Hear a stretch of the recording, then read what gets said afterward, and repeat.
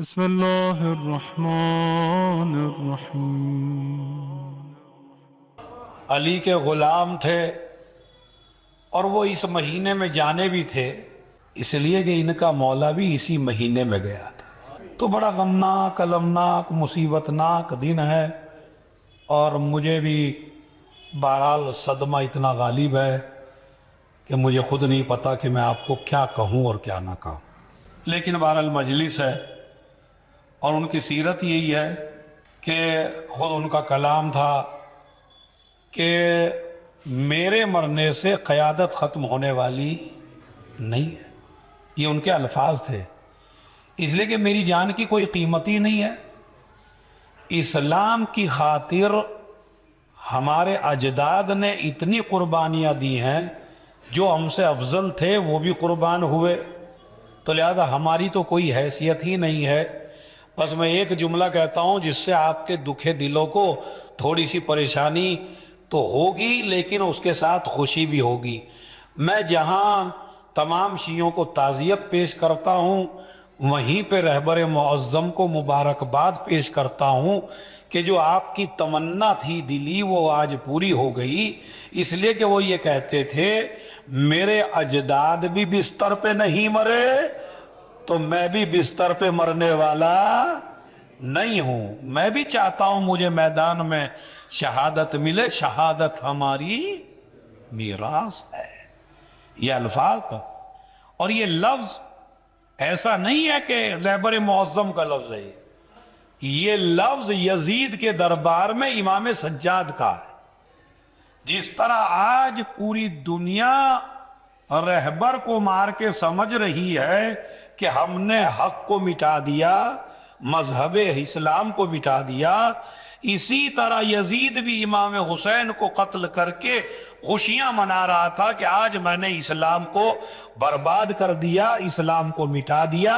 لیکن امام حسین کے جانے کے بعد بھی اسلام مٹا نہیں ہے، اس لیے کہ امام سجاد علیہ السلام خود دربار یزید تک پہنچے۔ جملہ شاید آپ تک پہنچ جائے، امام سجاد دربار یزید تک پہنچے اور زینب سجاد کو بچا کے یزید کے دربار تک اس لیے لے گئی، اس لیے کہ ابھی تک امام حسین کی اور یزید کی ملاقات کسی جگہ ایک ساتھ بیٹھ کے نہیں ہوئی۔ تو یزید کے دل میں ارمان تھا کہ کاش حسین مجھے مل جاتے تو میں بیعت لے لیتا، اس لیے جناب زینب امام سجاد کو بچا کے یزید کے دربار میں لے جا کے کھڑا کر دیا کہ جب تو بیٹے سے بیعت نہ لے سکے۔ دیکھیے، جیت جو ہوتی ہے وہ مقصد کے لحاظ سے ہوتی ہے۔ جیت اور ہار کا تعلق قتل ہونے سے نہیں ہوتا کہ کس نے کس کے زیادہ مار دیے۔ اگر جیت کا تعلق قتل کرنے سے ہوتا تو کربلا میں یزید جیت گیا تھا۔ بتائیے کتنوں کو مارا؟ 72 کو قتل کیا یا نہیں کیا؟ اہل بیت کے پورے گھرانے والوں کو مارا نہیں مارا؟ مگر پھر بھی سجاد بچ گئے، بی بی زینب بچ گئی۔ میں خالی یہ آپ حضرات کو تسلی دینے کے لیے ایک جملہ کہنا چاہتا ہوں کہ اگر مر گئے ہیں، ارے جناب اتنے مر گئے، دیکھیے پہلے سے مر گئے، اب یہاں سے مر گئے، ہماری جو کریم لیڈرشپ تھی وہ ساری انہوں نے مار ڈالی، تو اب کیا ہوگا؟ تو ایک محقق کا ایک جملہ سن لیجئے، خدا کی قسم نسلوں تک یاد رہے گا۔ وہ یہ کہتا ہے جب ستارے جلدی جلدی ڈوبنے لگے تو سمجھ لو سورج نکلنے والا ہے۔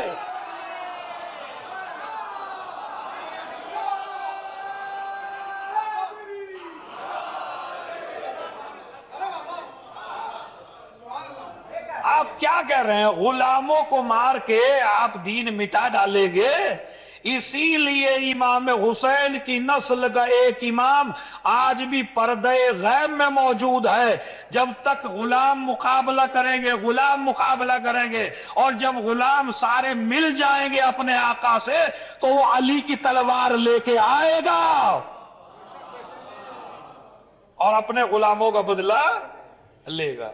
تو لہذا میں آپ کو تو تعزیت پیش کرتا ہوں اور رہبر معظم کو مبارکباد پیش کرتا ہوں کہ آپ کو اپنے اجداد کی طرح شہادت ملی، اور بالکل آپ صحیح راستے پر گئے، اس لیے کہ جب رمضان المبارک کا ایک خطبہ رسول اعظم نے ارشاد فرمایا شعبان کے آخری جمعے میں، اور اس میں رمضان المبارک کے فضائل بتائے، تو اس میں ایک جملہ نبی کا یہ موجود ہے، اس جملے کو آپ سنیے، قد اقبل الیکم شہر اللہ بالبرکتی والرحمتی والمغفرہ، اے لوگو اللہ کا مہینہ 3 ہدیے لے کے آیا ہے، رحمت لے کے آیا ہے، برکت لے کے آیا ہے، مغفرت لے کے آیا ہے۔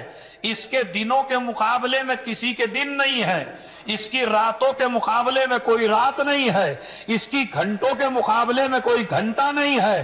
اب آپ لگائیے کہ جب اس مہینے سے بڑا کوئی مہینہ نہیں ہے تو جو اس میں مر جائے، دیکھیں میں لفظ بڑا سنبھال کے بول رہا ہوں، جو اچھا مرنے والے بھی 2 طریقے کے ہیں، ایک ہلاکت کی موت مرے اور ایک شہادت کی موت مرے۔